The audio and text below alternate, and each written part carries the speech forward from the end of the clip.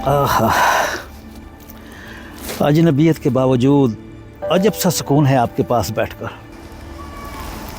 कभी कभी अजनबी ही वो बात कह जाता है जो अपनों से नहीं कही जाती। सच कहा आपने, अपनों के सामने दिल खोलना मुश्किल लगता है। क्योंकि अपनों के चेहरे पे आईना होता है और इंसान अपनी सच्चाई देखने से डरता है। कभी कभी लगता है कुछ बातें दिल के अंदर ही रह जाएं तो बेहतर है। नहीं, जो बातें दिल में रह जाएं वो जख्म बन जाती हैं। जख्म तो मेरे लफ्ज़ों में भी है, बस दिखाता नहीं। फिर आज दिखा दो। शायद किस्मत ने इसलिए हमें एक बेंच पे बिठाया है। मैं यहाँ रोज़ आता हूँ, सोचता हूँ शायद फ़िज़ा बदले, मगर अंदर की फ़िज़ा कभी नहीं बदलती।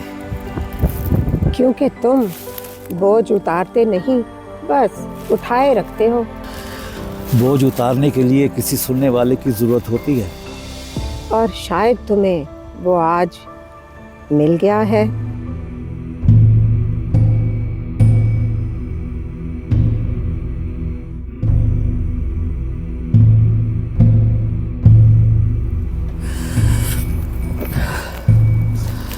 तीन साल पहले एक हादसा देखा, औरत चीख रही थी। मैं पुलिस में था, बस चंद कदम दूर मैं रुका रहा। सोचा कोई और जाके बचा लेगा। फिर किसी ने नहीं बचाया, वो मर गई। मैंने रिपोर्ट लिखी, नेचुरल डेथ।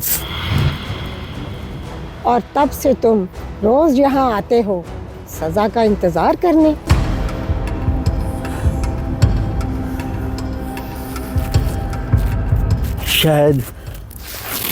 शायद माफी के लिए। कभी खत लिखा उसके घर? हाँ, भेजा नहीं। डर था कोई पढ़ लेगा तो मेरा नाम मिटा देगा।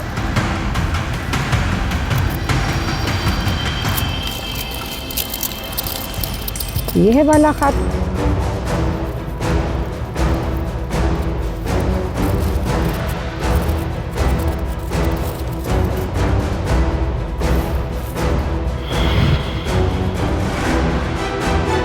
ये आपके पास कैसे?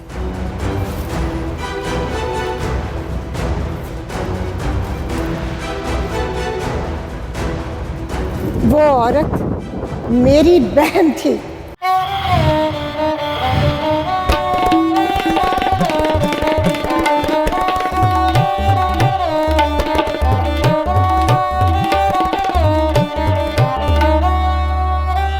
और ये खत मुझे पार्क के माली ने दिया था जब तुम पहली बार इस बेंच पे बैठे थे। तो आप मुझसे नफरत करती हैं? नहीं, मैं तुम्हें देखने आई थी कि क्या ज़मीर जिंदा है।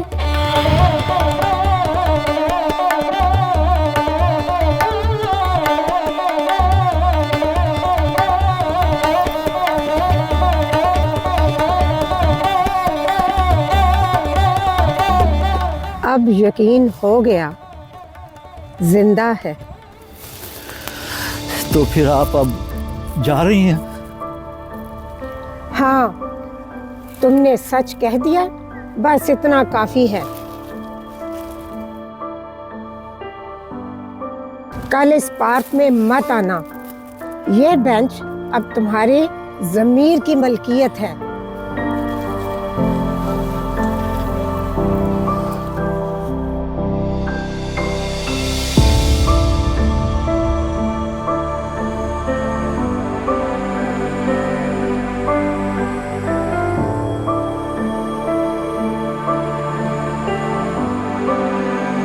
सच बोल देना कभी सजा नहीं देता, बस सुकून देता है।